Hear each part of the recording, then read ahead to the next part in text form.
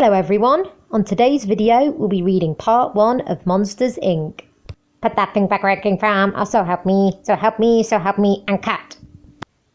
In the dark bedroom of a little boy, the closest door creaked open.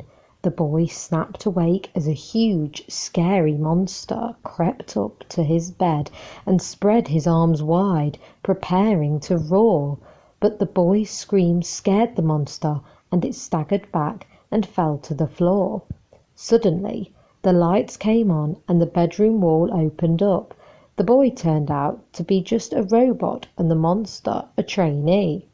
Monster Bile was learning to scare children at Monsters Inc., the largest scream processing factory in Monstertropolis. Miss Flint, the scare instructor, turned to the class of trainees. "Can anyone tell me Mr. Bile's big mistake?" Mr. Bile had left the closet door open, and leaving the door open is the worst mistake any employee can make because it could let in a child. The trainee spun around to see Mr. Waternoose, the crab-like, five-eyed president of Monsters Inc., at the back of the room. "There's nothing more toxic or deadly than a human child. A single touch could kill you." Meanwhile, the company's best scarer, a huge, hairy, blue-spotted monster named James P. Sullivan, or Sully for short, was walking to work with his friend, Mike Wazowski. Mike was a little green ball of a monster with one enormous eye. Mike wanted to drive his new car, but Sully disagreed. "Mikey, there's a scream shortage." You see, monsters captured the screams of children and used them to power their world, but kids weren't as easy to scare as they used to be. Mike and Sully arrived at the factory for work.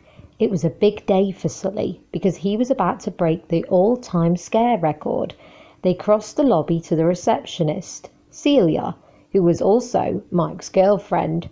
"Oh, Smudgy Poo, Googly Bear." It was Celia's birthday, and Mike was taking her to a fancy sushi restaurant that night to celebrate. "I will see you at quitting time and not a minute later." "Okay, sweetheart."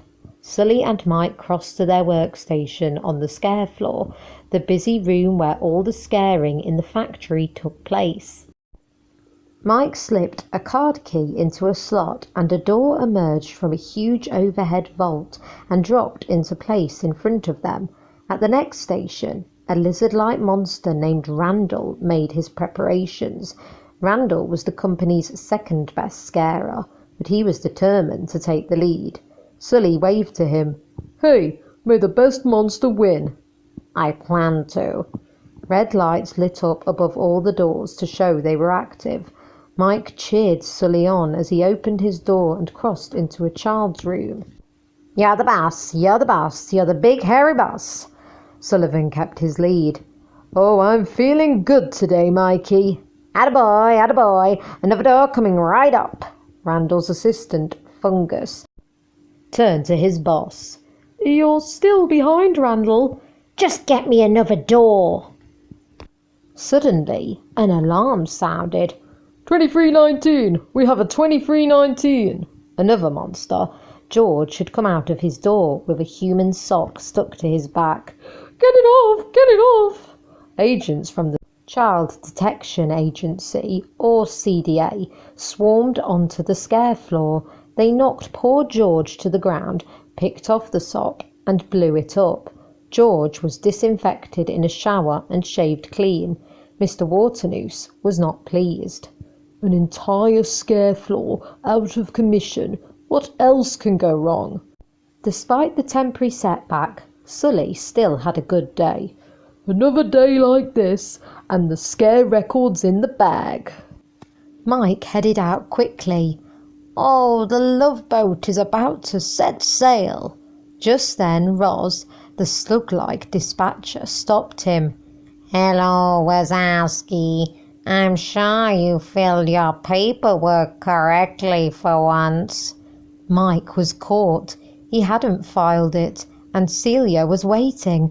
but Sully jumped in and offered to file the paperwork for him. "On my desk, Sully." When Sully returned to the empty scare floor, he discovered a lone door that had accidentally been left behind. The door's red light was on. Sully peered into the child's bedroom. No monsters there. But then he turned around to find a little girl holding his tail. Quickly, he put the girl back in her room and took off. In the locker room, he found that the girl was still clinging to his back. "Kitty!" Sully scooped the girl into a duffel bag and ran back to the scare floor. But Randall was there, sending the girl's door back to the vault. Sully couldn't get her back to her room. Sully took the duffel bag and rushed to the crowded restaurant where Mike and Celia were dining. "Get out of here! You're ruining everything!" "Look in the bag." Mike looked, but it was too late. The kid was out of the bag. "Boo! Ah, a kid!" Panicked diners fled the restaurant as CDA agents arrived. Mike and Sully snatched up the kid and ran. Mike looked back, but the CDA were already taking Celia away. "Michael! Michael!" "Well, I don't think that date could have gone any worse." The terrified monsters took the girl back to their apartment. She ran around happily until she grabbed a one-eyed teddy bear, and Mike objected.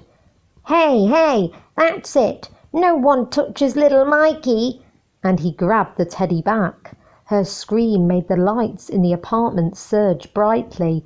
Panicked, Mike ran to the window and pulled the blinds shut. But as he tried to get the bear back to the girl, he slipped, flew through the air and landed in a wastebasket. Amazingly, her laughter caused all the lights in the whole building to light up and blow out. "What was that?" "I have no idea, but it would be really great if we didn't do it again."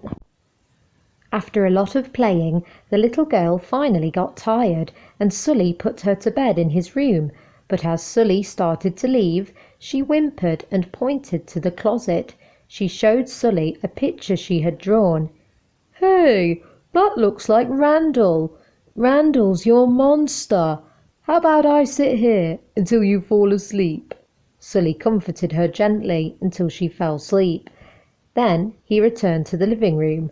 "Hey, Mike, this might sound crazy, but I don't think that kid's dangerous."